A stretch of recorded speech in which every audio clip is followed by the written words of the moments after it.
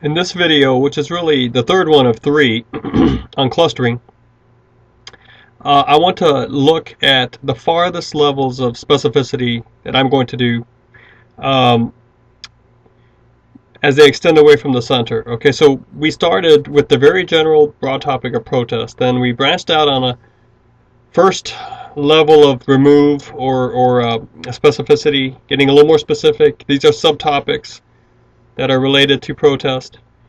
But then I branched out under there in the second short video. And now I want to take this red circle area and develop it further. Alright, so I'm going to branch out from these circles here to smaller globules, smaller nodes that will be more focused and have more structure, more definition to them than just these more broad related topics to the most broad protest. So I'm going to scoot this down and get this going right here. All right, so this is basically where we were. I cleaned out the other stuff, and I'm going to go ahead and work through this. And let's start with this idea of how does mainstream media cover war. All right, so I know they have embedded journalists. All right, and what about the traditional news reports, TV primarily on TV? Well, what about so you have CNN, you have Fox, you have local channels. You can look into that if that might be worth investigating. How do they do this? What about glossy magazines? All right, like Time, Newsweek.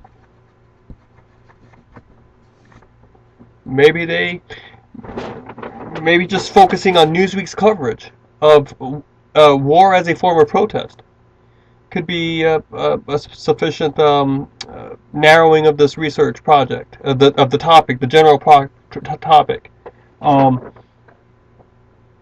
Now, well, what about film?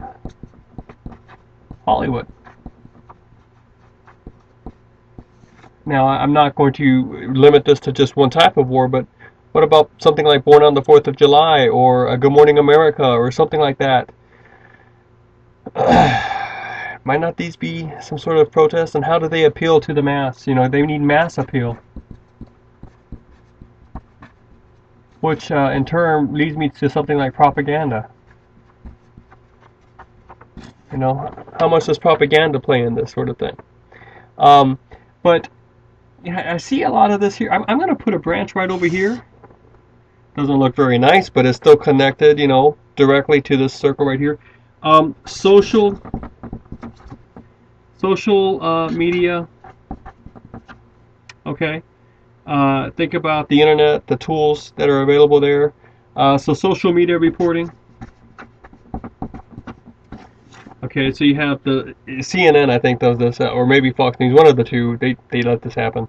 The I report section, or what about something like blogs or freelance? Now, no, freelancing is well, maybe, but it's got a connection to magazines, doesn't it? So I'm going to put it over here. What about, let's go ahead and go Twitter.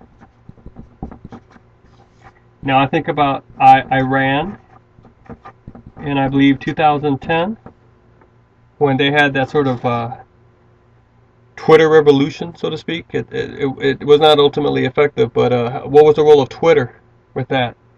And they're protesting this president that had himself reelected for, I don't know what, supposing a second term, but it wasn't.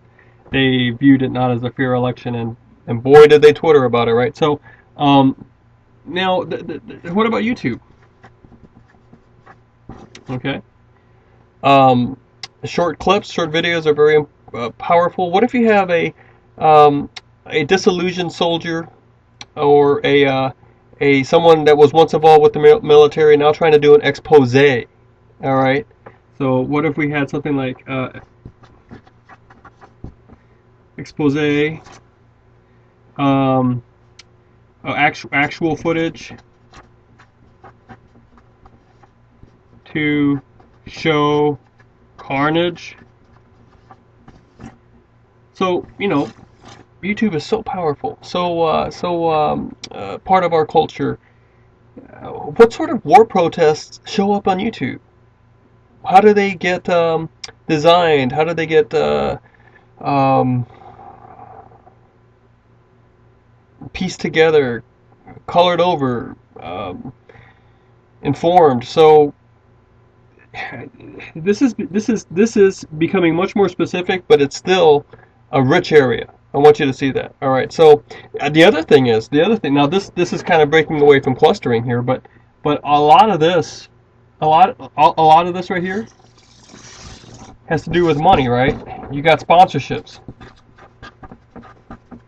ads, sales.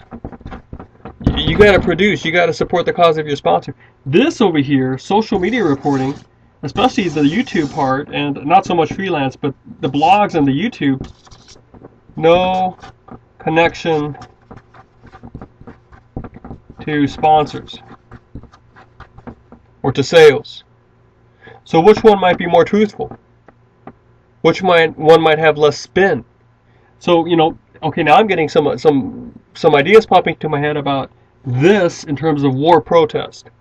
And that's where I think I would start, where to do a research project on this. It's a much more defined way into this whole mess of data that you're going to have to learn about your topic to begin with. And it's going to take you into broader areas, or areas you might not feel connected with, or might not see how they connect. But you need to be willing to pursue those areas and getting books or articles about them, scanning them, skimming them, or reading half of them, stuff like that, in order to see